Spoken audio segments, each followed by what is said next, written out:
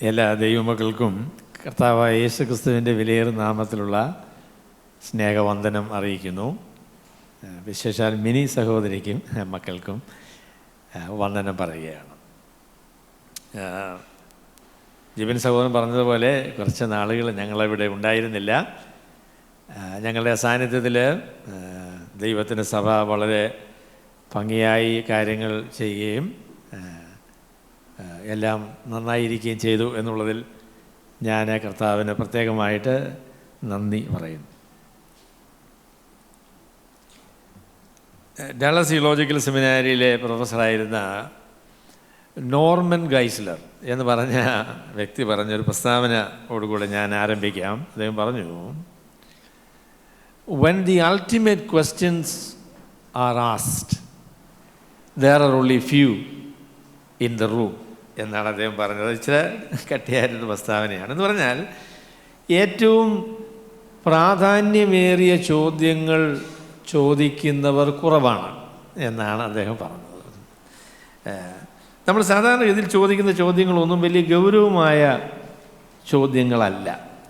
ജീവിതത്തിലെ വർത്തമാനകാല പ്രശ്നങ്ങളും പ്രതിസന്ധികളും ഒക്കെ നമ്മളെ നേരിടുന്നത് കൊണ്ട് അതിനെയൊക്കെ സംബന്ധിക്കുന്ന ചോദ്യങ്ങളാണ് നമ്മൾ ചോദിക്കാറ്. വലിയ ഗൗരവമായ ചോദ്യങ്ങൾ പലപ്പോഴും നമ്മൾ മനുഷ്യരെ പൊതുവെ ചോദിക്കാറില്ല. എന്നാൽ ഇന്ന് ഞാൻ നിങ്ങളോടൊരുമിച്ച് പങ്കുവയ്ക്കുവാൻ ആഗ്രഹിക്കുന്ന വേദഭാഗത്ത് എല്ലാവരും ചോദിക്കുവാൻ ഏറ്റവും ശ്രേഷ്ഠമായ ഒരു ചോദ്യം, അതിനുള്ള മറുപടി, അതാണ് ഈ വേദഭാഗത്ത് നമ്മൾ കാണുന്ന ആ ചോദ്യം. രക്ഷിക്കപ്പെടുവാൻ ഞാൻ എന്ത് ചെയ്യണം എന്ന ചോദ്യമാണ്. രക്ഷിക്കപ്പെടുവാൻ ഞാൻ എന്ത് ചെയ്യണം? What shall I do to be saved? ആ ചോദ്യം ചോദിക്കുന്ന ആളുകൾ കുറവാകട്ടോ. Only very few people ask that question, but that should be the question that is to be asked, അല്ലേ? ചോദിക്കേണ്ട ചോദ്യമാണ്, ഞാൻ എങ്ങനെയാണ് രക്ഷിക്കപ്പെടുന്നത്? മനുഷ്യൻ്റെ ആത്യന്തികമായിരിക്കുന്ന പ്രശ്നം എന്താണ്? ആ പ്രശ്നത്തിൽ നിന്ന് നമുക്ക് എങ്ങനെയാണ് രക്ഷപ്പെടാനായിട്ട് സാധിക്കുന്നത്? മതങ്ങളെല്ലാം മറുപടി പറയേണ്ട ഒരു ചോദ്യം അത് കേട്ടോ. എങ്ങനെയാണ് രക്ഷിക്കപ്പെടാനായിട്ട് സാധിക്കുക? വേദശാസ്ത്രങ്ങൾക്കും തത്വശാസ്ത്രങ്ങൾക്കും ഒക്കെ ഈ ചോദ്യത്തിന് മറുപടി പറയേണ്ടതായിട്ടുണ്ട്. അവരതിന് മറുപടി പറയുന്നില്ല. കർത്താവായ യേശുക്രിസ്തുവിന് മാത്രമേ ആ ചോദ്യത്തിന് മറുപടി പറയാനായിട്ട് സാധിക്കുകയുള്ളൂ. അപ്പോൾ അതുകൊണ്ട് നമ്മൾ പ്രസംഗിച്ചു വരുന്ന വേദഭാഗമായിരിക്കുന്ന അപ്പോസ്തല പ്രവൃത്തി അതിൻ്റെ 16-ാമത്തെ അധ്യായത്തിലേക്ക് നമുക്ക് വരാം. 16-ാമത്തെ അധ്യായത്തിൻ്റെ 19 മുതൽ അതിൻ്റെ 34 വരെ, 19 മുതൽ 34 വരെയുള്ള വാക്യങ്ങളാണ് ഞാൻ നിങ്ങളോട് ഒരുമിച്ച് ചർച്ച ചെയ്യാം എന്ന് വിചാരിക്കുന്നത്. നമ്മുടെ എഴുത്തുകാരനായിരിക്കുന്ന ലൂക്കോസ് പറയുന്ന കാര്യമാണ്. അപ്പം ഞാനത് നിങ്ങളുടെ മുൻപിൽ വായിക്കാം, എന്നിട്ട് നമുക്കൊരുമിച്ച് ആ വേദഭാഗത്തെക്കുറിച്ച് ചിന്തിക്കാം. അവളുടെ എന്ന് പറയുന്നത് ഭൂതം ബാധിച്ച ഒരു പെൺകുട്ടിയാണ്. അവൾ ഭാവി കാര്യങ്ങളെക്കുറിച്ച് പ്രവചിക്കുന്നതിനുള്ള ഒരു പ്രത്യേക കഴിവുള്ള ആളാണ്. അതിന് കാരണം ഭൂതം ബാധിച്ചതുകൊണ്ടാണ്. എന്നാൽ അപ്പോസ്തലനായ പൗലോസ് അവിടെ ഉണ്ടായിരുന്ന ഭൂതത്തെ ശാസിച്ചതുകൊണ്ട് അവൾ ഭൂതം വിട്ടുപോയി. അപ്പോൾ അതിനുശേഷമാണ് നമ്മൾ 19-ാമത്തെ വാക്യം വായിക്കുന്നത്. അവളുടെ യജമാനന്മാർ തങ്ങളുടെ ലാഭത്തിൻ്റെ ആശ പോയത് കണ്ടിട്ട് പൗലോസിനെയും ശീലാസിനെയും പിടിച്ചു ചന്തസ്ഥലത്ത് പ്രമാണികളുടെ അടുക്കിലേക്ക് വലിച്ചുകൊണ്ടുപോയി. അധിപതികളുടെ മുൻപിൽ നിർത്തി, യഹൂദന്മാരായ ഈ മനുഷ്യർ നമ്മുടെ പട്ടണത്തെ കലക്കി റോമാക്കാരായി നമുക്ക് അംഗീകരിപ്പാനും അനുസരിപ്പാനും ന്യായമല്ലാത്ത ആചാരങ്ങളെ പ്രസംഗിക്കുന്നു എന്ന് പറഞ്ഞു. പുരുഷാരവും അവരുടെ നേരെ ഇളകി.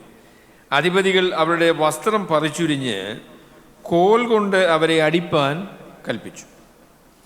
അവരെ വളരെ അടുപ്പിച്ച ശേഷം തടവിലാക്കി കാരാഗ്രഹ പ്രമാണിയോട് അവരെ സൂക്ഷ്മത്തോടെ കാപ്പാൻ കൽപ്പിച്ചു. അവൻ ഇങ്ങനെയുള്ള കൽപ്പന കിട്ടിയാൽ അവരെ അകത്തെ തടവിലാക്കി അവരുടെ കാൽ ആമത്തിലിട്ട് പൂട്ടി. അർദ്ധരാത്രിക്ക് പൗലോസും ശീലാസും പ്രാർത്ഥിച്ച് ദൈവത്തെ പാടി സ്തുതിച്ചു. തടവുകാർ ശ്രദ്ധിച്ചുകൊണ്ടിരുന്നു. പെട്ടെന്ന് വലിയൊരു ഭൂകമ്പം ഉണ്ടായി. കാരാഗൃഹത്തിൻ്റെ അടിസ്ഥാനം കുലുങ്ങി, വാതിലൊക്കെയും തുറന്നുപോയി. എല്ലാവരുടെയും ചങ്ങല അഴിഞ്ഞു വീണു. കാരാഗൃഹ പ്രമാണി ഉറക്കമുണർന്ന് കാരാഗൃഹത്തിൻ്റെ വാതിലുകൾ തുറന്നിരിക്കുന്നത് കണ്ടിട്ട് ചങ്ങലക്കാർ ഓടിപ്പോയി കളഞ്ഞു എന്ന് ഊഹിച്ച് വാളൂരി തന്നെത്താൻ കൊല്ലുവാൻ ഭാവിച്ചു. അപ്പോൾ പൗലോസ്, നിനക്കൊരു ദോഷവും ചെയ്യരുത്, ഞങ്ങൾ എല്ലാവരും ഇവിടെ ഉണ്ടല്ലോ എന്ന് ഉറക്കെ വിളിച്ചു പറഞ്ഞു. അവൻ വെളിച്ചം ചോദിച്ച് അകത്തേക്ക് ചാടി വിറച്ചും കൊണ്ട് പൗലോസിൻ്റെയും ശീലാസിൻ്റെയും മുൻപിൽ വീണു. അവരെ പുറത്തു കൊണ്ടുവന്നു. യജമാനന്മാരെ, രക്ഷ പ്രാപിപ്പാൻ ഞാൻ എന്ത് ചെയ്യേണ്ടു എന്ന് ചോദിച്ചു. കർത്താവായ യേശുവിൽ വിശ്വസിക്കുക, എന്നാൽ നീയും നിൻ്റെ കുടുംബവും രക്ഷ പ്രാപിക്കും എന്ന് അവർ പറഞ്ഞു. പിന്നെ അവർ കർത്താവിൻ്റെ വചനം അവനോടും അവൻ്റെ വീട്ടിലുള്ള എല്ലാവരോടും പ്രസംഗിച്ചു. അവൻ രാത്രിയിൽ ആ നാഴികയിൽ തന്നെ അവരെ കൂട്ടിക്കൊണ്ടുപോയി അവരുടെ മുറിവുകളെ കഴുകി താനും തനിക്കുള്ളവരെല്ലാവരും താമസിയാതെ സ്നാനമേറ്റു. പിന്നെ അവരെ വീട്ടിൽ കൈക്കൊണ്ട് ഭക്ഷണം കൊടുത്തു. ദൈവത്തിൽ വിശ്വസിച്ചതിൽ വീടടക്കം ആനന്ദിച്ചു. നമുക്ക് പരിചയമുള്ളതായിരിക്കുന്ന ഒരു വേദഭാഗമാണ് ഇത്. നിങ്ങൾ അപ്പോസ്തല പ്രവൃത്തികൾ 16-ാമത്തെ അധ്യായം ശ്രദ്ധിച്ച് വായിക്കുകയാണ് എങ്കിൽ അതിലെ ഏറ്റവും പ്രമുഖമായ ചോദ്യം ഈ ജയിലർ, ഈ കാരാഗ്രഹ പ്രമാണി ചോദിക്കുന്ന ചോദ്യമാണ്. അത് രക്ഷപ്പെടുവാൻ ഞാൻ എന്ത് ചെയ്യണം എന്ന ചോദ്യമാണ് ഏറ്റവും പ്രമുഖമായിരിക്കുന്ന ചോദ്യം. ഒരു പക്ഷേ അപ്പോസ്തല പ്രവൃത്തികളിലെ തന്നെ ഏറ്റവും പ്രധാനപ്പെട്ട ചോദ്യമാണിത്. രക്ഷപ്പെടുവാൻ ഞാൻ എന്ത് ചെയ്യണം? ആ കാര്യത്തെക്കുറിച്ചാണല്ലോ അപ്പോസ്തല പ്രവൃത്തികൾ പൊതുവേ ലൂക്കോസ് ചർച്ച ചെയ്യുന്ന വിഷയം. അതാണ്, മനുഷ്യരെങ്ങനെയാണ് രക്ഷിക്കപ്പെടാനായിട്ട് അവർക്ക് സാധിക്കുന്നത്. 16-ാമത്തെ അധ്യായത്തിൽ പ്രത്യേകിച്ച് കർത്താവായ യേശുക്രിസ്തുവിൻ്റെ സുവിശേഷം, കർത്താവായ യേശുക്രിസ്തു സകല മനുഷ്യരെയും സകല തരങ്ങളിലുമുള്ള സകല നിലകളിലുമുള്ള മനുഷ്യരെ രക്ഷിക്കുവാൻ തനിക്ക് കഴിയും എന്ന് തെളിയിക്കുകയാണ് ചെയ്യുന്നത്. നമ്മൾ 16-ാമത്തെ അധ്യായത്തിൻ്റെ ആദ്യത്തെ വാക്യങ്ങൾ വായിക്കുമ്പോൾ തിമോഥെയോസ് എന്ന് പറയുന്ന ഒരാളിനെ കാണാൻ പറ്റും. അദ്ദേഹം വളരെ നല്ല ഒരു പശ്ചാത്തലത്തിൽ വളർന്നു വന്നയാളാണ്. ഒരു നല്ല അമ്മ, ഒരു നല്ല വല്യമ്മ. ചെറുപ്പം മുതൽ തന്നെ ദൈവത്തിൻ്റെ വചനം പഠിപ്പിച്ച് അവനെ വളരെ ഭക്തിയിൽ വളർത്തിയ ഒരാളാണ് തിമോഥെയോസ്. എന്നാൽ കർത്താവായ യേശുക്രിസ്തുവിൻ്റെ സുവിശേഷം അപ്പോസ്തലനായ പൗലോസും കൂടെയുള്ള ആളുകളും പറഞ്ഞപ്പോൾ അവൻ സുവിശേഷം വിശ്വസിച്ച് രക്ഷിക്കപ്പെട്ടു. അവിടെ നല്ല പശ്ചാത്തലത്തിൽ നിന്ന് വരുന്ന നല്ല മാതാപിതാക്കന്മാരെ വളർത്തപ്പെട്ട ആളുകൾക്ക് രക്ഷിക്കപ്പെടാൻ പറ്റും. അവർക്ക് ആ നല്ല വളർത്തലുകൊണ്ട് രക്ഷപ്പെടുകയല്ല, സുവിശേഷം വിശ്വസിച്ചെങ്കിൽ രക്ഷിക്കപ്പെടാനായിട്ട് സാധിക്കുകയുള്ളൂ. രണ്ടാമത് നമ്മൾ കാണുന്ന ആളെന്ന് പറയുന്നത് ലുദിയ എന്ന് പറയുന്ന ആളാണ്. ആ സഹോദരിയെക്കുറിച്ച് നമ്മൾ നോക്കുമ്പോൾ ഒരു സത്യാന്വേഷിയായിരിക്കുന്ന ആളാണ്. സത്യം ദൈവം വെളിപ്പെടുത്തി കൊടുക്കുന്നതനുസരിച്ച് ചുവടുകൾ വെച്ച് മുൻപോട്ട് യാത്ര ചെയ്യുവാനായിട്ട് മനസ്സുള്ള ഒരു സത്യാന്വേഷിയായ ആളാണ് ലുദിയ എന്ന് പറയുന്ന ആൾ. ദൈവത്തിൻ്റെ വചനം അപ്പോസ്തലനായ പൗലോസും കൂടെയുള്ളവരും പ്രസംഗിച്ച അവസരത്തിൽ സുവിശേഷം സ്വീകരിക്കാനായിട്ട് ദൈവത്തിൻ്റെ പരിശുദ്ധാത്മാവ് അവളുടെ ഹൃദയത്തെ തുറന്നു. അവളുടെ സുവിശേഷം വിശ്വസിച്ചു. അപ്പോൾ അവൻ രക്ഷിക്കപ്പെട്ടു. അവിടെ ചെറുപ്പം മുതലേ വചനം പഠിച്ച ഒരാൾ സുവിശേഷം വിശ്വസിച്ച് രക്ഷിക്കപ്പെട്ടു. ചെറുപ്പം മുതലൊന്നും വചനം കേൾക്കാൻ സാധിച്ചില്ല, എന്നാൽ വചനം കേട്ടപ്പോൾ വചനത്തോട് പ്രതികരിക്കുവാൻ മനസ്സുണ്ടായിരുന്ന ലുദിയ എന്ന് പറയുന്ന ഈ സഹോദരി രക്ഷിക്കപ്പെട്ടു. പിന്നീട് നമ്മൾ കാണുന്ന ആളെന്ന് പറയുന്നത് എൻ്റെ പൊന്നെ ഒരു പ്രതീക്ഷയില്ലാത്ത ഒരു സ്ത്രീയാണ്. അവൾക്ക് സുബോധമില്ല, പിശാച് ബാധിച്ച് ആളുകൾ ഒരു കച്ചവട ചരക്കായിട്ട് തന്നെ രൂപപ്പെടുത്തി കാശുണ്ടാക്കുവാനുള്ള മുഖാന്തരമായി കണ്ട് ആ നിലയിൽ ജീവിച്ച ഒരു പെൺകുട്ടിയാണ്. സുവിശേഷം അത്ഭുതകരമായ രീതിയിൽ അവളുടെ ജീവിതത്തിലേക്ക് വന്നു. അവളെ പിശാച് വിട്ടുപോയി. നമ്മൾ രക്ഷിക്കപ്പെട്ടു. രക്ഷിക്കപ്പെടുവാൻ ആർക്കും സാധിക്കും. ഏത് പശ്ചാത്തലത്തിലുള്ള ആളുകൾ, പ്രതീക്ഷയില്ലാത്ത, ഒരു നിർവാഹവുമില്ലാത്ത സ്ഥിതിയിൽ നിന്ന് ഈ സ്ത്രീയെ അവൾ രക്ഷിക്കപ്പെട്ടു. പിന്നീടാണ് നമ്മൾ ഇന്ന് വായിച്ച ഈ വേദഭാഗത്തുള്ള ഒരു ജയിലർ, ഒരു കാരാഗ്രഹ പ്രമാണി, എൻ്റെ പൊന്നെ എന്തൊരു മനുഷ്യനായാലല്ലേ. ദൈവം ഇന്നാണെങ്കിലും പോലീസുകാരെന്ന് പറഞ്ഞാൽ എനിക്ക് പേടിയാ. അയ്യോ, അതിനെക്കുറിച്ചൊരു ആൾ പറഞ്ഞു, പോലീസും വക്കീലന്മാരുള്ളതുകൊണ്ട് ഞാൻ ഇച്ചിരി ഭയപ്പെട്ടാണ് പറയുന്നത്. എങ്കിലും പൊതുവെ പറഞ്ഞു ഇവർ പോലീസും വക്കീലും ഒന്നും അല്ലെങ്കിലും കോടതിയും ജയിലുമായി കഴിയേണ്ട ആൾക്കാർ തന്നെയാണ്. ക്ഷമിക്കണം, പൊതുവെ ഇവരെല്ലാം ഭയങ്കര പുള്ളികളാണ് പൊതുവെ പറയുമ്പോൾ. അപ്പം ഈ ജയിലർ എന്ന് പറയുന്ന ആൾ കഠിന ഹൃദയനായിരിക്കുന്ന ഒരു മനുഷ്യൻ. കാരണം എപ്പോഴും ഈ ദുഷ്ടന്മാരായിരിക്കുന്ന ആളുകളുമായിട്ടാണല്ലോ ഇത് ഇടപെടുന്നത്. അദ്ദേഹത്തിന് രക്ഷപ്പെടാൻ പറ്റുമോ? പറ്റുന്നേ. ആ കഠിന ഹൃദയനായ ആ മനുഷ്യന് രക്ഷിക്കപ്പെടാനായിട്ട് സാധിച്ചു. അപ്പോൾ ലൂക്കോസ് പറയുന്ന കാര്യം അതാണ്. whatever might be your background, whatever might be your job, നിങ്ങളുടെ ജോലി എന്താണ് എങ്കിലും, നിങ്ങളുടെ പശ്ചാത്തലം എങ്ങനെയാണ് എങ്കിലും ഒന്നും പ്രശ്നമല്ല. കർത്താവിൻ്റെ അടുക്കൽ വന്നാൽ നിങ്ങൾക്ക് രക്ഷിക്കപ്പെടുവാനായിട്ട് സാധിക്കും എന്ന കാര്യമാണ് അപ്പസ്തലനായ പൗലോസിൻ്റെ ഈ സംഭവത്തോടനുബന്ധിച്ച് ലൂക്കോസ് നമ്മളോട് പറയുന്നത്. Christ can save and he can save everyone and anyone. മനസ്സ് വെച്ച അല്ലെങ്കിൽ വിശ്വസിക്കുവാൻ ദൈവത്തിൻ്റെ പരിശുദ്ധാത്മാവിനാൽ തീരുമാനിക്കുന്ന ഏതൊരു വ്യക്തിക്കും രക്ഷിക്കപ്പെടാനായിട്ട് സാധിക്കും.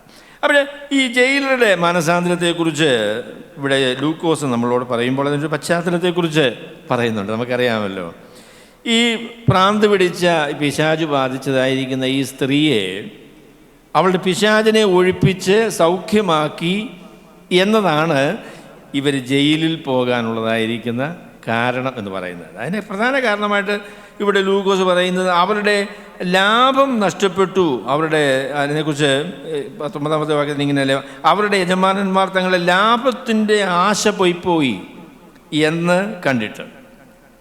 അപ്പം ഞാൻ ഈ സംഭവത്തെക്കുറിച്ച് പറയുമ്പോൾ പറയാൻ ആഗ്രഹിക്കുന്ന കാര്യം, പ്രിയമുള്ളവരെ, നമ്മൾ നന്മ ചെയ്യുകയും നന്നായി ജീവിക്കുകയും ഒക്കെ ചെയ്യുന്നു എന്നുള്ളത് കൊണ്ട് ആളുകളെല്ലാം നമ്മളെ അഭിനന്ദിക്കും, സ്വീകരിക്കും എന്ന് വിചാരിക്കരുത്.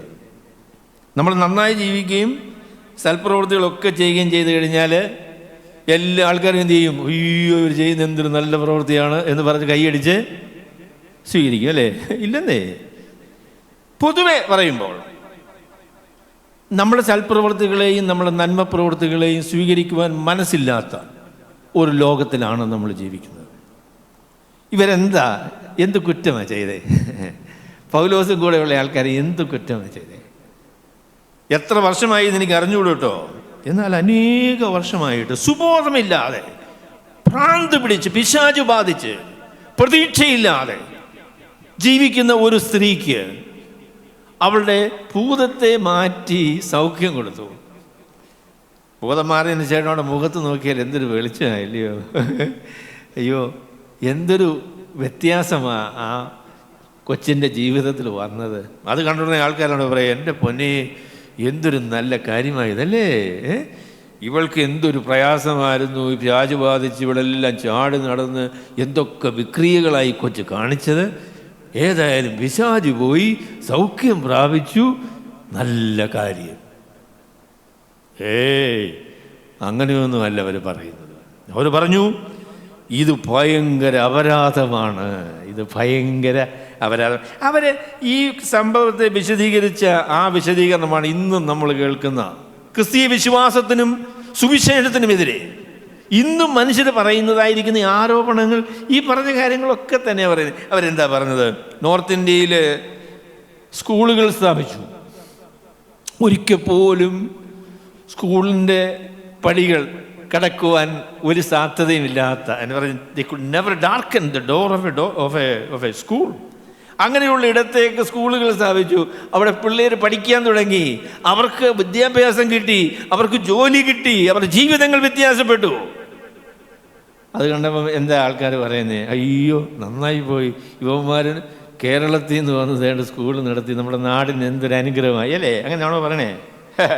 നല്ല കാര്യം. ഇല്ലെന്നേ, ആസ്പത്രികൾ സ്ഥാപിച്ചു. മനുഷ്യരുടെ ജീവിതത്തിന് വ്യതിയാനങ്ങൾ വന്നു. അവരുടെ ജീവിതം ശുദ്ധമായി തീർന്നു. അവർ ദൈവത്തെ ആരാധിക്കുന്ന, മനുഷ്യനെ സ്നേഹിക്കുന്ന നല്ല മനുഷ്യരായിട്ട് തീർന്നു. അതൊക്കെ കണ്ടപ്പം ആളുകൾ എന്താ പറയുന്നത്? അവർ പറയും നന്നായി പോയി, അയ്യോ സുവിശേഷം വന്നത് എത്ര അനുഗ്രഹമായി. ഇല്ല, അങ്ങനെ മനുഷ്യർ പറയില്ല. അവർ പറഞ്ഞത് എന്താണെന്ന് ചോദിച്ചാൽ, റോമാക്കാരായ നമുക്ക് അംഗീകരിപ്പാനും അനുസരിപ്പാനും ന്യായമല്ലാത്ത ആചാരങ്ങളെ പ്രസംഗിക്കുന്നു. നമുക്ക് സ്വീകാര്യമല്ലാത്ത, നമുക്ക് പരിചയമില്ലാത്ത, നമുക്ക് നമ്മുടെ രീതികൾക്ക് ചേരാത്ത നിലയിലുള്ള സമ്പ്രദായങ്ങളും പരിപാടികളും ഒക്കെ ഇവർ പറയുന്നു. സമാധാനമില്ലാതെയാക്കുന്നു, കലക്കമുണ്ടാക്കുന്നു, നമ്മളെ രീതികൾക്ക് വ്യത്യാസം വരുന്നു. അതുകൊണ്ട് നമുക്ക് സ്വീകാര്യമായ കാര്യമല്ല. നോർത്ത് ഇന്ത്യയിലൊക്കെയുള്ള ആളുകൾ ഇത് തന്നെയാണ് അവർ പറയുന്നത്. നമുക്ക് അംഗീകരിപ്പാനും അനുസരിപ്പാനും ന്യായമല്ലാത്ത ആചാരങ്ങളെ ഇവർ പ്രസംഗിക്കുന്നു. ഇവരുടെ പ്രസംഗം കേട്ട് ആളുകൾ രക്ഷിക്കപ്പെടുന്നു. നമ്മൾ പറയുന്ന രീതിയിൽ പിന്നെ അവർ ജീവിക്കുന്നില്ല. നമുക്ക് അവരെ ചൂഷണം ചെയ്യാൻ സാധിക്കുന്നില്ല. നമ്മളെ ലാഭത്തിൻ്റെ ഇച്ഛ നഷ്ടപ്പെട്ടു പോയി. ഓരോ സ്നേഹിതൻ പറഞ്ഞ കാര്യം ഒരു ഇച്ചിരി പച്ചയായിട്ടാണ് എങ്കിലും ഞാനങ്ങ് പറയുക. നോർത്ത് ഇന്ത്യക്കാരൻ്റെ പ്രശ്നം എന്ന് പറയുന്നത്, അവിടെ ഉള്ളതായിരിക്കുന്ന താഴ്ന്ന വർഗ്ഗക്കാരായിരിക്കുന്ന ആളുകൾ വിശ്വാസികളായി കഴിഞ്ഞാൽ അവൻ്റെ തീട്ടം കോരാൻ പിന്നെ അവനെ കിട്ടൂല.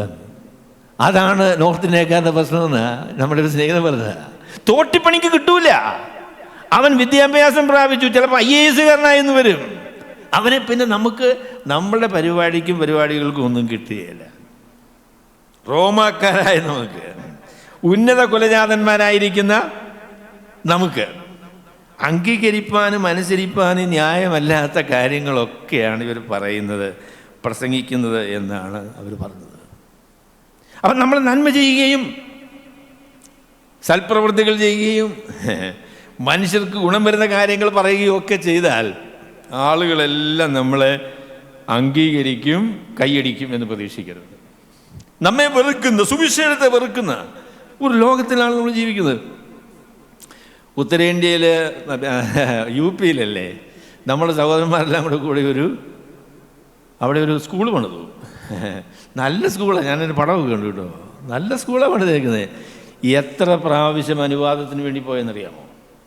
എന്താ ഇവരുടെ ഉദ്ദേശ്യം? അവിടെയുള്ള പാവപ്പെട്ട പിള്ളേർക്ക് ഒന്ന് പഠിക്കാനൊരു അവസരം ഉണ്ടാക്കണം.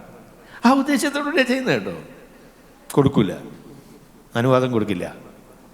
കാരണം എന്താണെന്ന് ചോദിച്ചാൽ, നമുക്ക് അംഗീകരിക്കുവാനും അനുസരിക്കുവാനും ന്യായമല്ലാത്ത ആചാരങ്ങളും രീതികളും ഒക്കെ ഇവർ ഈ പിള്ളേരെ പഠിപ്പിക്കും. ഇവർക്ക് നന്മ വരും, അവർ രൂപപ്പെടും, നമ്മുടേതായിരിക്കുന്ന രീതികളിൽ നിന്ന് വ്യത്യാസം വരും. അതുകൊണ്ട് ഇത് അംഗീകരിക്കാനായിട്ട് സാധിക്കില്ല. പിന്നെ ഒരു കാര്യം കൂടെ പറഞ്ഞു കേട്ടോ. അവർ പറഞ്ഞു, യഹൂദന്മാരായ ഇവർ, ഈ മനുഷ്യർ, യഹൂദന്മാരായിരിക്കുന്ന ഇവർ നമ്മളോട് ഇത് പറയുന്നു എന്നാണ് പറയുന്നത്. അപ്പോൾ ഇന്നും പറയുന്ന സൂചിച്ചെടുത്തിനായിട്ട് പറയുന്നത്, ചേട്ടാ നമ്മുടെ നാട്ടുകാരല്ല ഇവര്, നമ്മുടെ ജാതിക്കാരല്ല, ഇത് ഫോറിനാണ്, ഇത് നമുക്ക് സ്വീകാര്യമായ കാര്യമല്ല എന്നാണ് അവർ പറഞ്ഞത്. അതേ ആശയം തന്നെയാണ് ഇന്നും സുവിശേഷത്തിനെതിരായിട്ട് ആളുകൾ പറയുന്നത്. മനുഷ്യർക്ക് നന്മ വരും, അവരുടെ ജീവിതത്തിന് വ്യതിയാനം വരും, അവർക്ക് അഭിവൃദ്ധി ഉണ്ടാകും എന്നുള്ളതൊന്നും പൊതുവെ പറയുമ്പോൾ മനുഷ്യർക്ക് പ്രശ്നമല്ല. എന്നാൽ അങ്ങനെ പറഞ്ഞാലൊന്നും സുവിശേഷം പ്രസംഗിക്കുന്നത് നിർത്താൻ അപ്പസ്തലനായ പൗലോസും കൂടെയുള്ള ആളുകളും തീരുമാനിച്ചിട്ടില്ല. അപ്പം അതിനുവേണ്ടി ഒരുപാട് കഷ്ടം സഹിക്കേണ്ടി വന്നു കേട്ടോ. സുവിശേഷം ലോകത്തിൽ പ്രസംഗിക്കുമ്പോൾ അതിനോട് ചേർന്ന് കഷ്ടതയുണ്ട് എന്നത് പച്ചയായ ഒരു പരമാർത്ഥമാണ്. സുവിശേഷത്തിന് വേണ്ടി കഷ്ടം അനുഭവിക്കാനായിട്ട് സാധിക്കും. നമ്മളുടെ ഇവിടെയൊക്കെ അത്രയും കഷ്ടതയൊന്നുമില്ല. എന്നാൽ നമ്മെ എതിർക്കുന്ന ഒരു സമൂഹത്തിൻ്റെ നടുവിൽ സുവിശേഷത്തിന് വേണ്ടി നിൽക്കുവാൻ നമുക്ക് കഷ്ടത അനുഭവിക്കേണ്ടതായിട്ട് വരും. അതുകൊണ്ട് അവരെന്താ ചെയ്തതെന്ന് ചോദിച്ചാൽ, പുരുഷാരത്തെ ഇളക്കി അവരെ വളരെ അടുപ്പിച്ച ശേഷം കോലുകൊണ്ടടിച്ചു. അപ്പസ്തലനായ പൗലോസിൻ്റെ കഷ്ടതയെക്കുറിച്ച് പറയുമ്പോൾ എത്ര വർഷം? 2 വട്ടം അല്ലേ? കോലുകൊണ്ട് 3 വട്ടം കോലുകൊണ്ട് അടിച്ചു. എൻ്റെ പൊന്നെ, ഒരു മര്യാദയില്ലാത്ത അടിയാണ് കേട്ടോ. കോലെന്ന് പറയുന്നത് മയം വല്ലതും ഉള്ള സാധനമാണോ? ചൂരലാണെങ്കിൽ ഒന്ന് മയപ്പെടും, അടിക്കുമ്പോൾ ഒന്ന് വളഞ്ഞ് അടി. ഇത് വലിയ തടി വെച്ചങ്ങ് അടിക്കുകയില്ലയോ? ഒരു മര്യാദ, വളരെ അടുപ്പിച്ച ശേഷം തടവിലാക്കി. കാരാഗ്രഹ പ്രമാണിയോടോട് സൂക്ഷ്മത്തോടെ കാപ്പാൻ കൽപ്പിച്ചു. കാര്യം ഇവർ ഭയങ്കര ഉപദ്രവകാരികളല്ലേ. സാധാരണ തടവുകാരെ പോലെ ഇവരെ കണക്കാക്കിയാൽ പറ്റുകയില്ലല്ലോ. വളരെ സൂക്ഷ്മതയോടെ. അപ്പം അതിനെക്കുറിച്ച് പറഞ്ഞത്, അന്നത്തെ രീതി അനുസരിച്ച് ഒരു തടവുകാരൻ ഒരു ജയിലിൽ നിന്ന് രക്ഷപ്പെട്ടാൽ ജയിലർ തൻ്റെ ജീവൻ കൊണ്ട് അതിന് മറുപടി പറയണം. അവനെ കൊന്നുകളയും. അത്ര ഗൗരവമായിട്ടാണ് ജയിലുകളിൽ തടവുകാരെ പാർപ്പിച്ചിരുന്നത്. അവിടെ നിന്ന് രക്ഷപ്പെടാനായിട്ട് പാടില്ല. അപ്പം അതുകൊണ്ട് വളരെ അടുപ്പിച്ച ശേഷം അവരെ അകത്തെ തടവിലാക്കി അവരെ കാൽ ആമത്തിലിട്ട് പൂട്ടി. എൻ്റെ പൊന്നി, അടിച്ച് ശരിപ്പെടുത്തിയതിന് ശേഷം 2 കാലും ആമോ എന്നൊക്കെ പറയും. ഞങ്ങൾ പണ്ട് കാലത്ത് പ്രാന്തന്മാരായിരിക്കുന്ന ആൾ ഭയങ്കര ഉപദ്രവമാണെങ്കിൽ ആമത്തിലിടുക എന്ന് പറയും. ഈ കാല് ഈ ഒരു തടിയുടെ അകത്തോട്ട് കയറ്റിയിട്ടിട്ട് അങ്ങ് ലോക്ക് ചെയ്യും. അപ്പം ഇങ്ങനെ അതിൻ്റെ കാലിൻ്റെ നമ്മുടെ പാദത്തിൻ്റെ ഒരു ഭാഗം മാത്രം മുകളിലോട്ട് കാണാം. അത് അനക്കാൻ പറ്റത്തില്ല, അങ്ങോട്ടും ഇങ്ങോട്ടൊന്നും അനങ്ങത്തില്ല. അങ്ങനെ കിടക്കാനേ പറ്റുള്ളൂ. ഈ അടി കൊണ്ട് ഈ പുറമെല്ലാം പൊളിഞ്ഞ് ഭയങ്കരമായിട്ട് വേദനപ്പെട്ടിരിക്കുമ്പോൾ ഒന്ന് തിരിയാമെന്ന് വിചാരിച്ചാൽ സാധിക്കില്ല. അവരെ ആമത്തിലിട്ട് പൂട്ടി. അർദ്ധരാത്രിക്ക് പൗലോസും ശീലാസും പ്രാർത്ഥിച്ച് ദൈവത്തെ പാടി സ്തുതിച്ചു. അത് ശരി, അത് വളരെ രസകരമായ കാര്യമാണല്ലോ. തടവുകാർ ശ്രദ്ധിച്ചുകൊണ്ടിരുന്നു.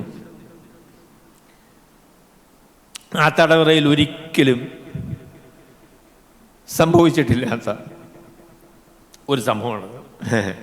പിന്നെ നമുക്കറിയാം, ഭൂമി കുലുങ്ങി അതിൻ്റെ തടവറയുടെ അടിസ്ഥാനങ്ങളിൽ നിന്നൊക്കെയുള്ള കാര്യം നമുക്കറിയാം.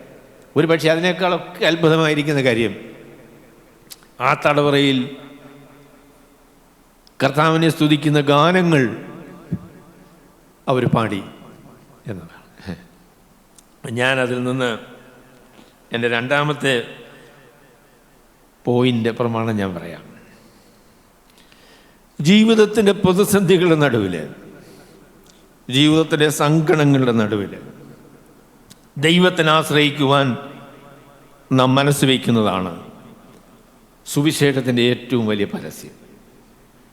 നമ്മളുടെ ബുദ്ധിമുട്ടുകളുടെ നടുവിൽ, നമ്മുടെ സങ്കടങ്ങളുടെ നടുവിൽ, നമ്മുടെ പ്രതികൂലങ്ങളുടെ നടുവിൽ നാം ദൈവത്തിൽ ആശ്രയിക്കുവാൻ മനസ്സ് വയ്ക്കുന്നതാണ് സുവിശേഷത്തിൻ്റെ ഏറ്റവും വലിയ പരസ്യം. എന്താണ് ഈ പ്രിയപ്പെട്ടവരെ സംബന്ധിച്ച് നമുക്ക് പ്രതീക്ഷിക്കാനായിട്ട് പറ്റുന്നത്? ഞാൻ വിചാരിക്കുന്നു അയ്യോ അയ്യോ എന്നുള്ളതായിരിക്കുന്ന ശബ്ദം. കാരണം വെച്ചാൽ മലർന്ന് കിടക്കുമല്ലേ, ഒന്ന് തിരിയാൻ പറ്റത്തില്ലല്ലോ. ഈ അടിയുടെ വേദന, ഈ പ്രയാസവും, മുറിവ് കിട്ടിയെന്ന് പറയുന്നുണ്ട് പിന്നീട്. അപ്പം അടിച്ച് പുറമെല്ലാം പൊളിച്ചിട്ടുണ്ട്. അപ്പം അങ്ങനെ കിടക്കുന്നതായിരിക്കും ആൾ കിടക്കുന്നുള്ളത്. എന്തായിരിക്കും പറയുക? ഈ വേദനയില്ലയോ ഇത്? എൻ്റെ പിന്നെ എന്തൊരു ഭയങ്കര വേദനയാ. അവിടെ അയ്യോ എന്നുള്ള സങ്കടത്തിൻ്റെ ശബ്ദമല്ലേ പ്രതീക്ഷിക്കുന്നത്? എൻ്റെ അപ്പനെക്കുറിച്ച് ഞാൻ പറഞ്ഞിട്ടുണ്ട്. എൻ്റെ അപ്പൻ ഒരിക്കലും അയ്യോ എന്ന് പറയാൻ ഞാൻ കേട്ടിട്ടില്ല, ഒരിക്കലും കേട്ടിട്ടില്ല. തൻ്റെ കാല് തട്ടിയാലും കൈ മുറിഞ്ഞാലും ഒക്കെ സ്വോത്രം എന്നേ പറയത്തുള്ളൂ. സ്വോത്രം സ്വോത്രം പെട്ടെന്ന് പുള്ളി പറയുമ്പോൾ അറിയാം എന്തോ പറ്റി, അബദ്ധം പറ്റിയെന്നാ. അതായത് അങ്ങനെ പറ്റിയിട്ടാ പുള്ളി സ്വോത്രം പറയും. എനിക്കത്ര സ്വോത്രമൊന്നും വരികയല്ല കേട്ടോ, അത് അങ്ങനെ പരിചയമില്ലാത്തതുകൊണ്ടായിരിക്കും. എന്നാൽ ഈ പ്രിയപ്പെട്ടവർ കർത്താവിനെ പാടി സ്തുതിക്കാനായിട്ട് തീരുമാനിച്ചു. എൻ്റെ പൊന്ന സഹോദരങ്ങളെ, അതൊരു നല്ല തീരുമാനമാണ്. ഇന്ന് നമ്മുടെ സങ്കീർത്തനത്തിൽ കേട്ടതുപോലെ ജീവിതത്തിലെ സാഹചര്യങ്ങൾ ബുദ്ധിമുട്ടുള്ളത് ആയിത്തീരുമ്പോൾ, സങ്കടകരമായി തീരുമ്പോൾ, വേദനാനിർഭരമായി തീരുമ്പോൾ, അതിന് നടുവിൽ ദൈവത്തിന് ആശ്രയിക്കുവാനായിട്ട് ദൈവമക്കൾ മനസ്സ് വെച്ചാൽ ലോകം അവരെ ശ്രദ്ധിക്കും എന്നതിന് യാതൊരു സംശയവുമില്ല. തടവറയിലുള്ള എല്ലാവരും ശ്രദ്ധിച്ചു കേട്ടോ, എന്നെ പണിയായി ചെയ്യുന്നത്. What happened? ഇതാണ്, എങ്ങനെയാണ് ഇങ്ങനെ പ്രതികരിക്കാനായിട്ട് സാധിക്കുന്നത് എന്നാണ് അവർ ചോദിച്ചത്. അപ്പോൾ അത് ഞാൻ എന്നോടും നിങ്ങളോടും പറയാം.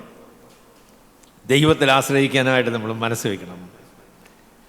ജീവിതത്തിൻ്റെ പ്രതികൂലങ്ങളും പ്രയാസങ്ങളെയും നടുവിലും ദൈവം നമുക്ക് നല്ലവനാണ്. ദൈവത്തിൽ ആശ്രയിക്കാനായിട്ട് അവൻ മതിയായവനാണ്. അങ്ങനെ ആശ്രയിക്കാനായിട്ട് മനസ്സ് വെച്ചാൽ അത് വളരെ ശ്രദ്ധേയമായ ഒരു തീരുമാനമാണ്. അത് മറ്റുള്ളവർക്ക് അവഗണിക്കാൻ കഴിയാത്ത തീരുമാനമാണ്. സന്തോഷം വരുന്ന കൈയടിക്കുകയും സ്തോത്രം പറയുകയൊക്കെ ചെയ്യുന്നത് മനുഷ്യർക്ക് മനസ്സിലാക്കാൻ പറ്റും, അല്ലേ? അത് അങ്ങനെ സംഭവിക്കുന്ന കാര്യമാണ്.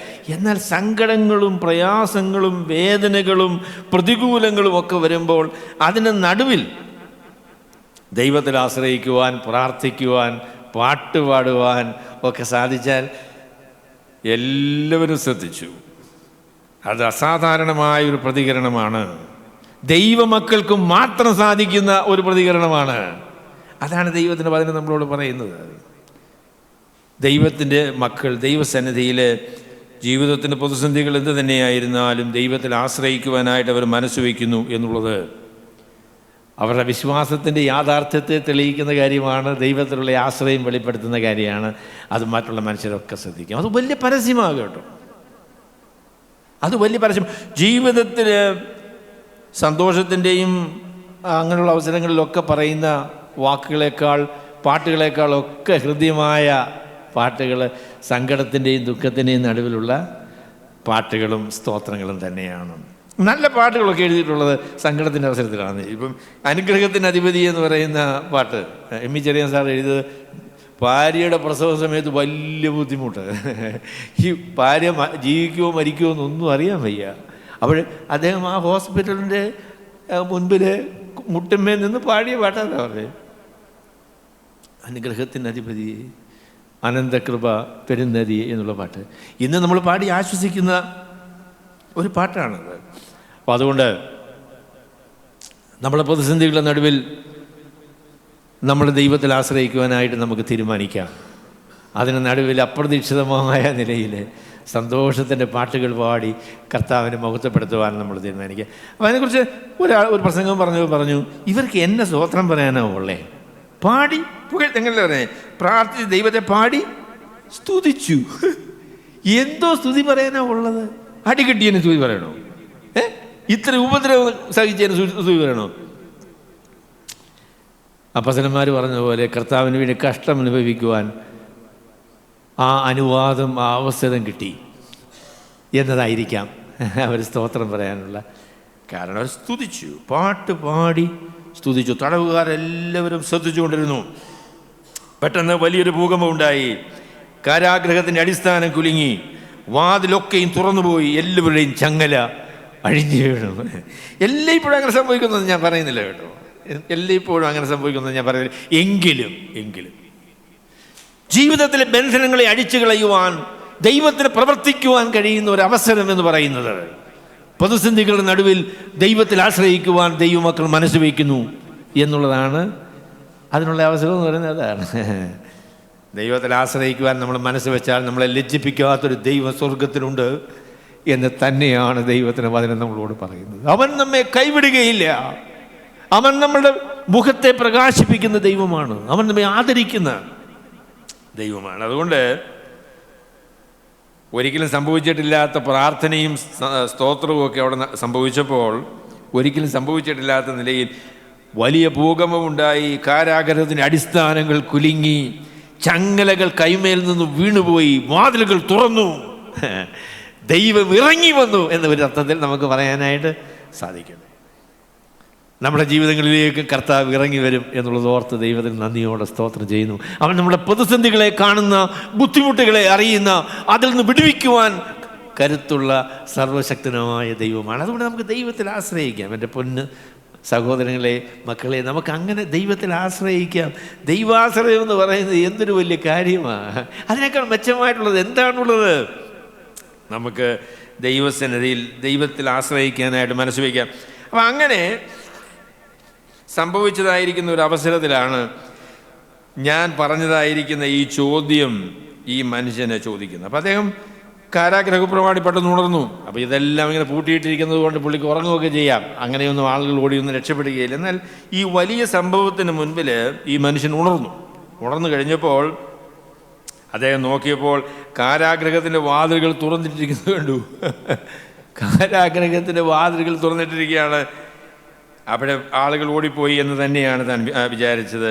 അങ്ങനെ ഉള്ള ആ ധാരണയുടെ അടിസ്ഥാനത്തിൽ വാൾ ഊരി തന്നെത്താൻ കൊല്ലുവാൻ ഭാവിച്ചു.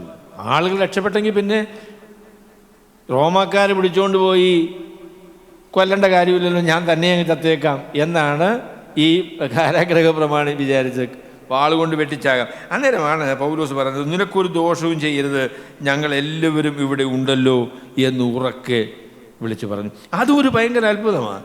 ദൈവമേ, കൈ എന്ന് ചങ്ങലയെല്ലാം പോയി, കാരാഗ്രഹത്തിൻ്റെ വാതിലുകൾ തുറന്നു. പിന്നെ എന്താ ഈ തടവുകാർ ഓടിപ്പോകാഞ്ഞ്? എന്താ ഓടിപ്പോഞ്ഞ്? അപ്പം ഞാൻ പറയുന്നത് ദൈവത്തിൻ്റെ അത്ഭുതം എന്ന് പറയുന്നത്, എത്ര ക്രൂരനായ മനുഷ്യനാണ് എങ്കിലും അവനെ നിയന്ത്രിച്ച് ദൈവത്തിൻ്റെ ഹിതപ്രകാരം കാര്യങ്ങളെ ചെയ്യാനായിട്ട് ദൈവത്തിന് സാധിക്കുമെന്നാണ് ഈ വേദഭാഗത്ത് നിന്ന് നമുക്ക് മനസ്സിലാക്കാൻ സാധിക്കുന്നത്. അവരാരും ഓടിപ്പോയില്ല കേട്ടോ, കയ്യെന്ന് ചങ്ങലയൊക്കെ പോയി, അതൊക്കെ കാര്യം ശരി. പക്ഷെ ഒരു മനുഷ്യൻ അനങ്ങിയില്ല, അവിടെ ഇരുന്നതേ ഉള്ളൂ.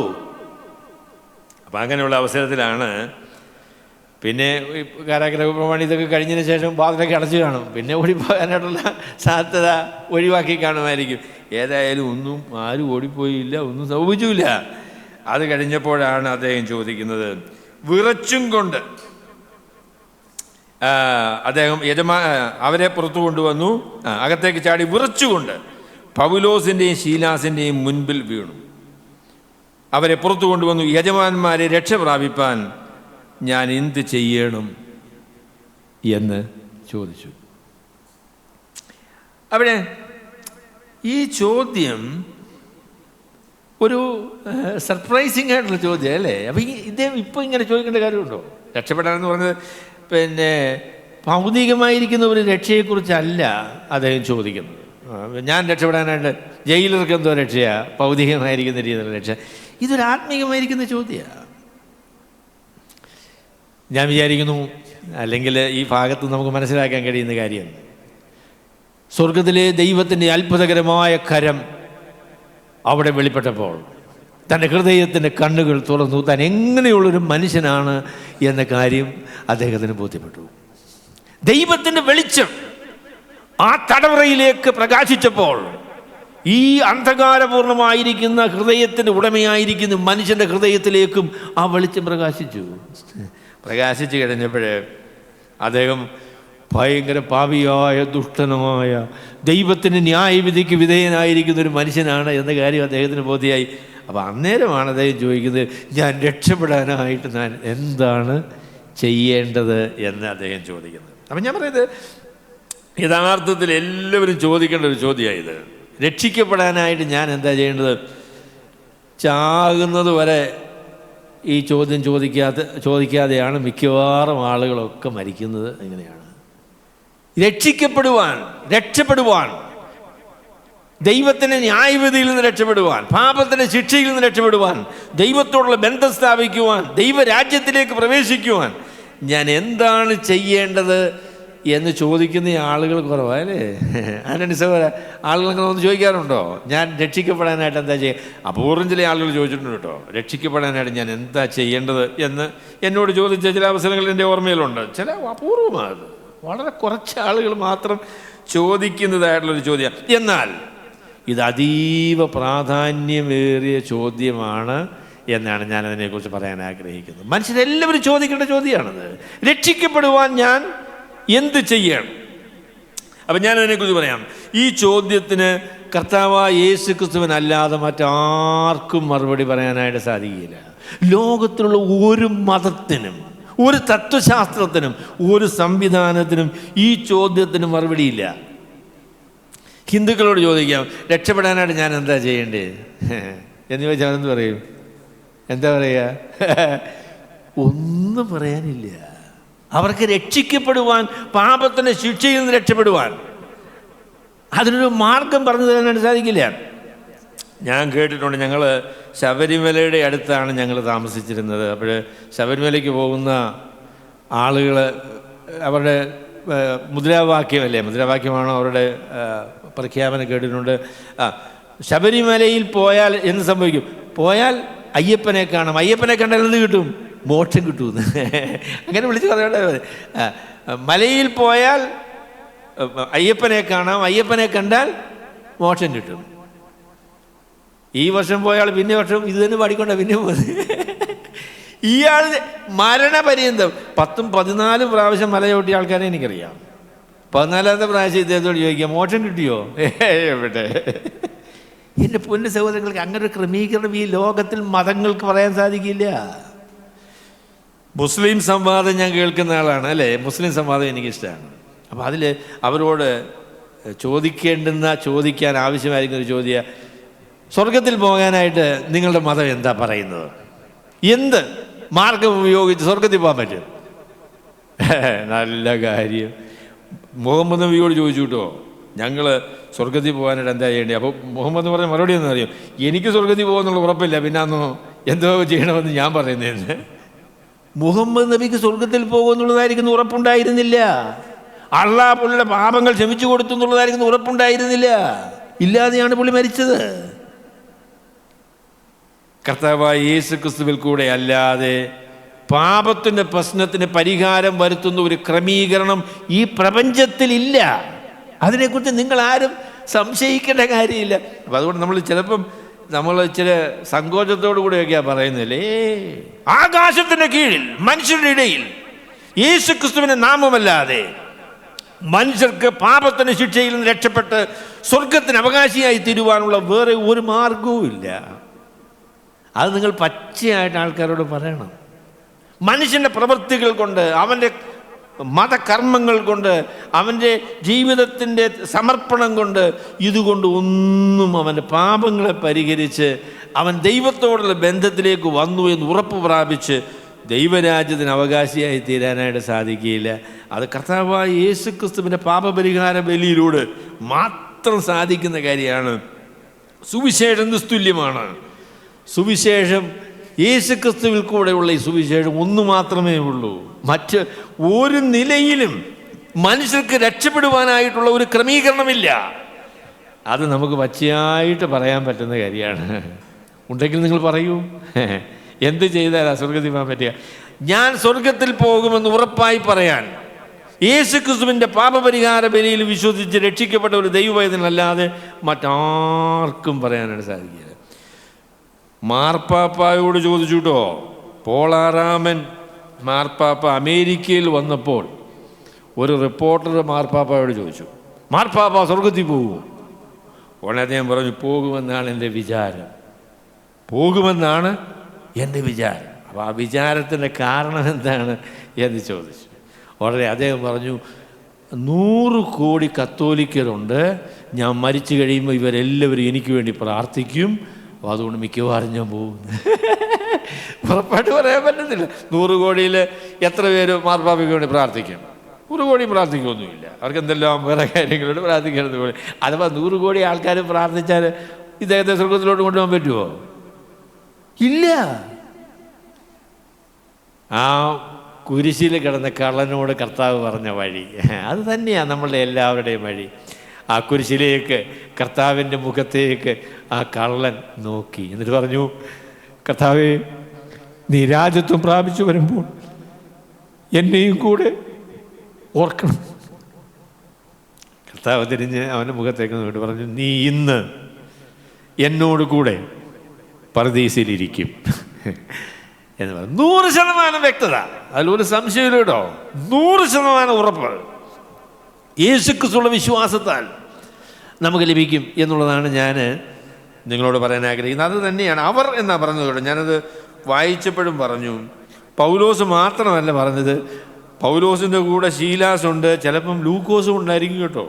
ലൂക്കോസും ഉണ്ടായിരിക്കും, പിന്നെ തിമോത്തിയോസും ഉണ്ടോ എന്നറിയാൻ വയ്യ. അവരെല്ലാവരും കൂടെയാണ് തടവിലിട്ടിരിക്കുന്നത്. അപ്പോൾ ഈ മനുഷ്യൻ ചാടി എഴുന്നേറ്റ് ചോദിക്കുവാണ്, രക്ഷിക്കപ്പെടുവാൻ ഞാൻ എന്താണ് ചെയ്യേണ്ടത്? പൗലോസ് മറുപടി പറയാൻ തുടങ്ങിയപ്പോഴത്തേക്കും ഇവരെല്ലാവരും കൂടെ കൂട്ടിച്ചേർന്ന് വിട്ടു. എന്നിട്ട് അവർ ഒരുമിച്ച് പറയുകയാണ്, കർത്താവായ യേശുക്രിസ്തുവിൽ വിശ്വസിക്കാം, എന്നാൽ നീയും നിന്റെ കുടുംബവും രക്ഷ പ്രാപിക്കും എന്ന് പറഞ്ഞു. അപ്പോൾ അതാണ് എൻ്റെ മൂന്നാമത്തെ പോയിന്റ് എന്ന് പറയുന്നത്.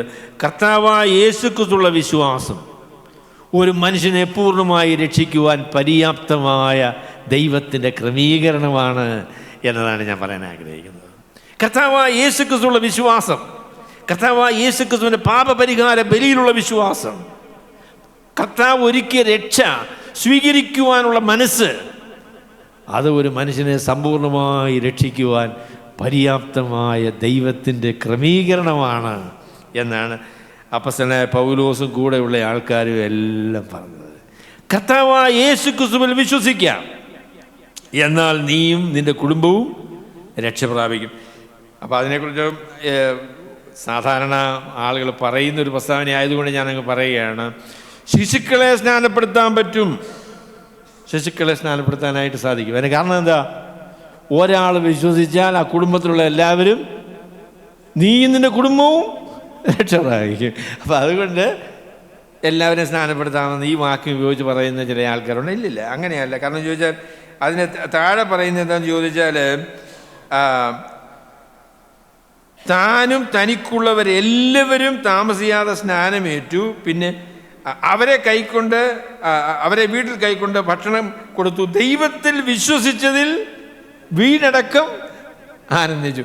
അവരെ രക്ഷിക്കപ്പെടാനായിട്ടുള്ള ദൈവത്തിൻ്റെ ക്രമീകരണം എന്ന് പറയുന്നത് സുവിശേഷം വിശ്വസിക്കുന്നതാണ്. സുവിശേഷം അപ്പൻ വിശ്വസിച്ചാൽ മകൻ രക്ഷിക്കപ്പെടുകയില്ല.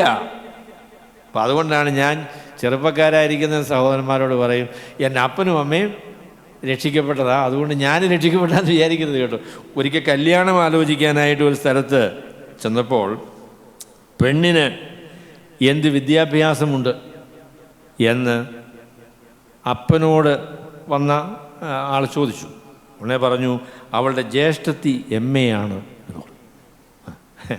അവളുടെ ജ്യേഷ്ഠത്തി MA വരെ പഠിച്ചതാണ്. അത് ശരി, അതുകൊള്ളാം. എന്താ വിദ്യാഭ്യാസം?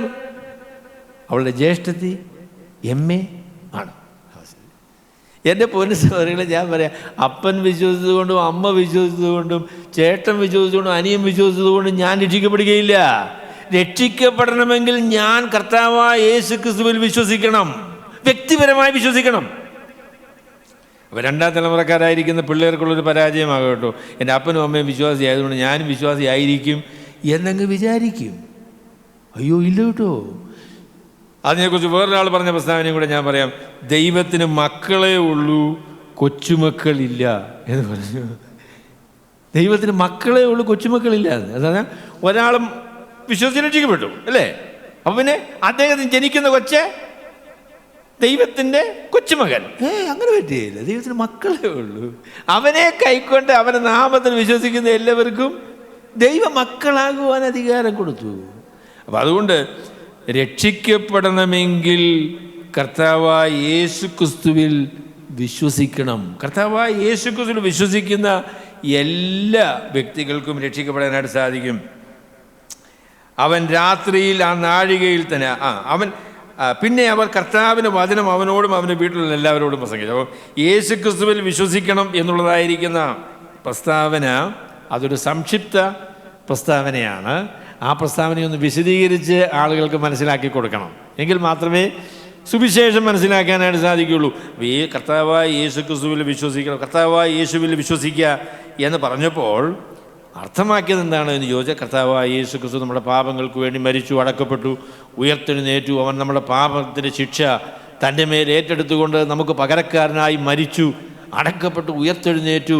കർത്താവായ യേശുക്രിസ്തു ദൈവ മനുഷ്യനായി തീർന്ന വ്യക്തിയാണ്. നമ്മുടെ പാപങ്ങളെ അതുകൊണ്ട് ദൈവപുത്രനായിരിക്കുന്ന യേശുക്രിസ്തുവിന് നമുക്ക് പകരക്കാരനായി ചുമന്നൊഴിക്കുവാനായിട്ട് കഴിയും എന്നുള്ളതായിരിക്കുന്ന കാര്യം അപ്പസ്തലനായ പൗലോസും കൂടെയുള്ള ആളുകളും ഈ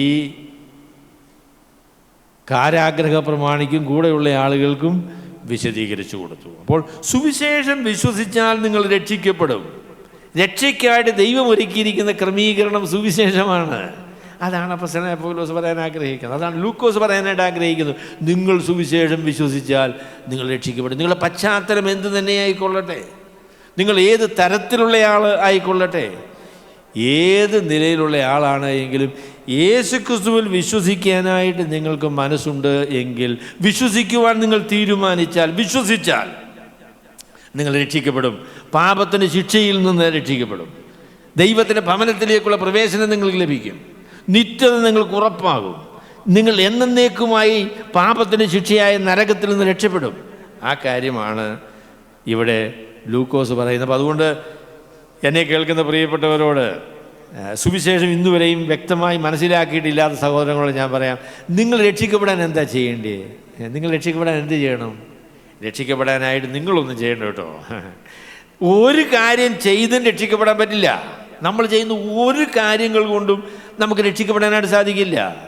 നമ്മൾ സഭയിൽ ചേർന്നാലോ സ്നാനപ്പെട്ടാലോ കൂദാശകൾ ചെയ്താലോ ഒന്നും രക്ഷിക്കപ്പെടാനായിട്ട് സാധിക്കുകയില്ല.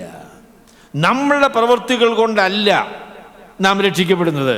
നാം രക്ഷിക്കപ്പെടുന്നത് കർത്താവായ യേശുക്രിസ്തുവിൻ്റെ പ്രവൃത്തി കൊണ്ടാണ്. നാം രക്ഷിക്കപ്പെടുന്നത് നമ്മളുടെ പ്രവൃത്തികൾ കൊണ്ടല്ല, പിന്നെയോ കർത്താവായ യേശുക്രിസ്തുവിൻ്റെ പ്രവൃത്തി കൊണ്ടാണ്. കർത്താവായ യേശുക്രിസ്തു നമ്മുടെ രക്ഷയ്ക്കായിട്ട് എന്ത് പ്രവൃത്തിയാണ് ചെയ്തത്? നമ്മുടെ രക്ഷയ്ക്കായി കർത്താവായ യേശുക്രിസ്തു ചെയ്ത പ്രവൃത്തി, അവൻ നമ്മുടെ പാപത്തിൻ്റെ ശിക്ഷ പരിഹരിക്കുന്നതിന് ഏറ്റെടുത്തുകൊണ്ട് അതിന് പരിഹാരമായി നമ്മളുടെ സ്ഥാനത്ത് നമ്മളുടെ പകരക്കാരനായി ക്രൂശിൽ മരിച്ചു, അടക്കപ്പെട്ടു, ഉയർത്തെഴുന്നേറ്റു. അങ്ങനെ പാപത്തിൻ്റെ ശിക്ഷ യേശു വഹിച്ചതിൻ്റെ പേരിൽ നമ്മിൽ നിന്ന് നീങ്ങിപ്പോയിരിക്കുന്നു. അതാണ് ദൈവത്തിൻ്റെ വചനം പറയുന്നത്. അത് വിശ്വസിച്ച് സ്വീകരിച്ചാൽ നമുക്ക് രക്ഷിക്കപ്പെടാനായിട്ട് സാധിക്കും. അതുകൊണ്ട് എൻ്റെ പ്രിയ സഹോദരങ്ങളെ ഞാൻ പറയാം, നിങ്ങൾ രക്ഷിക്കപ്പെട്ടിരിക്കുന്നു. ഞാൻ നരകത്തിൽ പോകുകയില്ല, ഞാൻ സ്വർഗരാജ്യത്തിന് അവകാശിയാണ് എന്ന് ഉറപ്പ് നിങ്ങൾക്കില്ലെങ്കിൽ ഇപ്പോൾ അത് പ്രാപിക്കാൻ പറ്റും. ഇപ്പോൾ അത് പ്രാപിക്കാനായിട്ട് സാധിക്കും. അത് എന്ത് ചെയ്യണമെന്ന് ചോദിച്ചാൽ, നിങ്ങളൊന്നും ചെയ്യേണ്ട.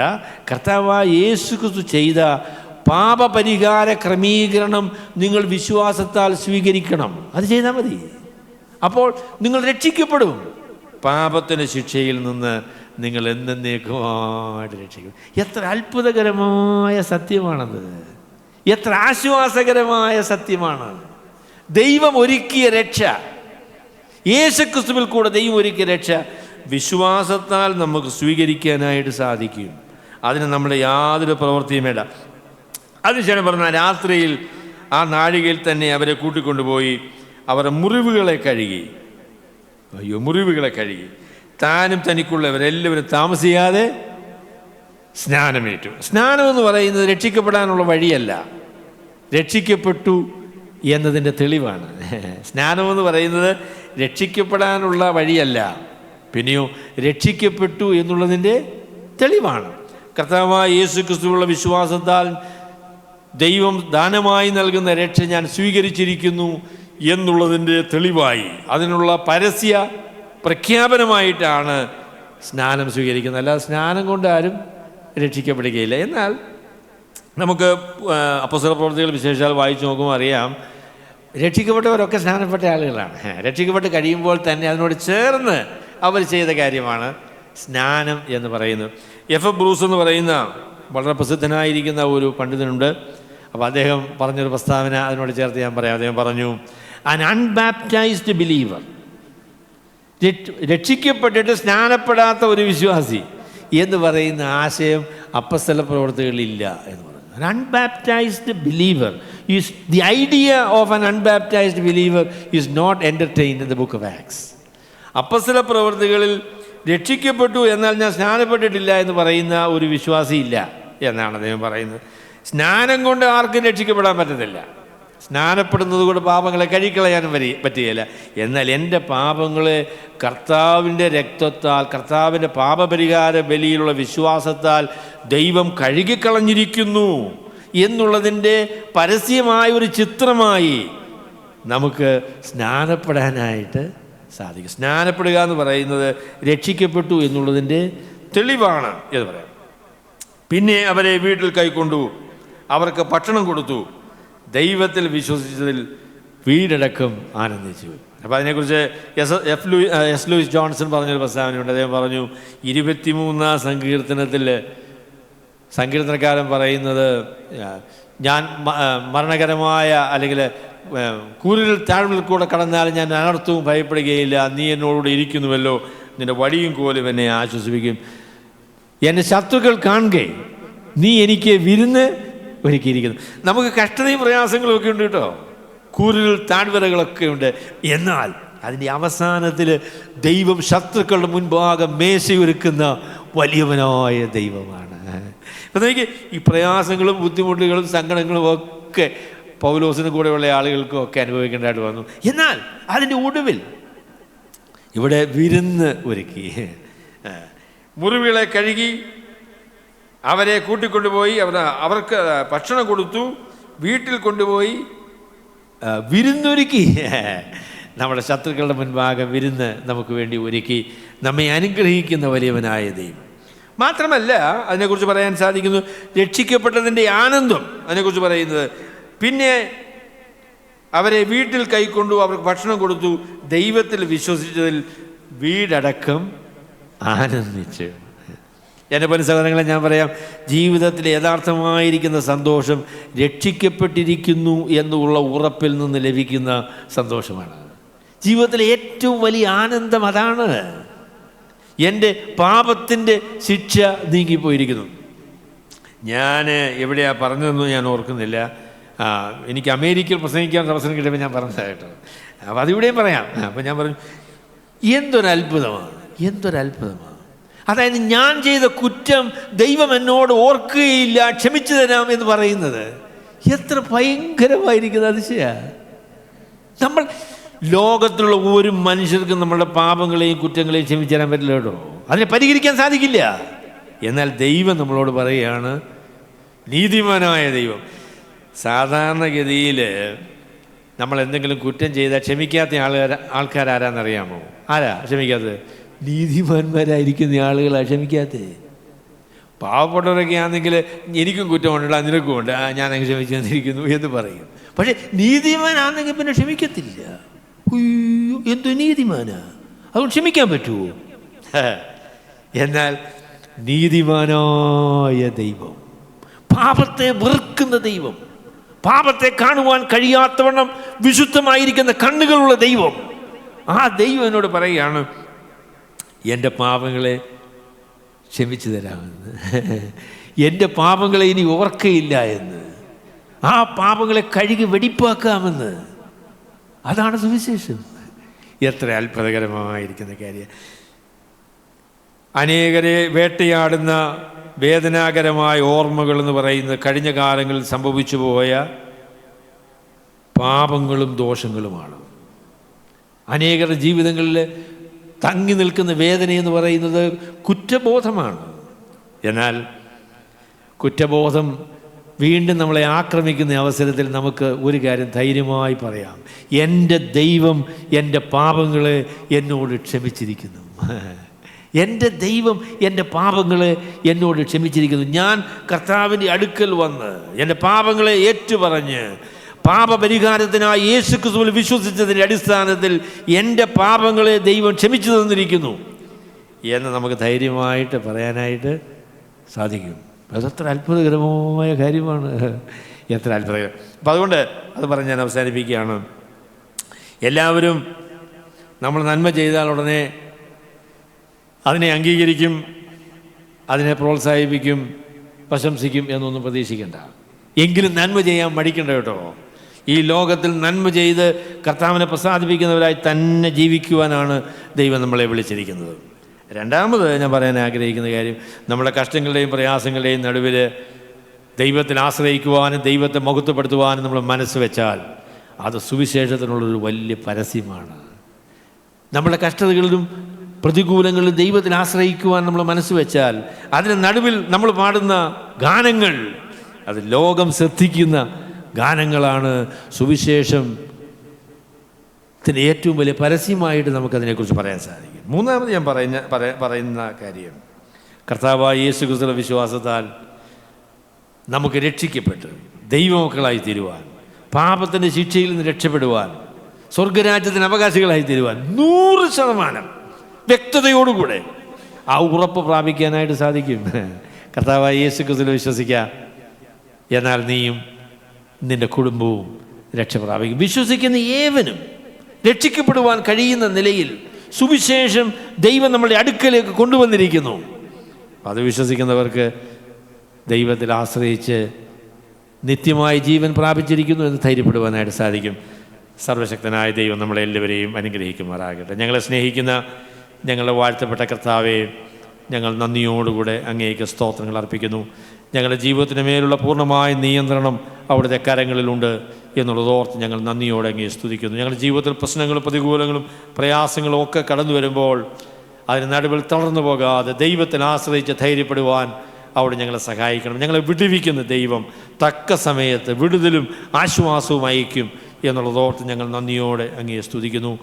യേശു ക്രിസ്തുവിൽ വിശ്വസിച്ച് രക്ഷിക്കപ്പെടുവാനുള്ള മഹാഭാഗ്യം അവിടെ ഞങ്ങൾക്ക് തന്നല്ലോ. കർത്താവെ, ഞങ്ങളെ കേൾക്കുന്ന ആരെങ്കിലും ആ ഉറപ്പിലേക്ക് വന്നിട്ടില്ലെങ്കിൽ ഇന്ന് ഈ സുവിശേഷത്തിൻ്റെ കേൾവിയിൽ വിശ്വാസമായ അവരുടെ ഹൃദയത്തിൽ ഈ സുവിശേഷം പരിണമിച്ച് കർത്താവിനെ സ്വീകരിച്ച് രക്ഷിക്കപ്പെടുവാൻ അവിടുന്ന് അവരെ സഹായിക്കണം എന്ന് ഞങ്ങൾ അങ്ങയോട് പ്രാർത്ഥിക്കുന്നു. കർത്താവായ യേശു ക്രിസ്തുവിൻ്റെ വിലയേറിയ നാമത്തിൽ തന്നെ.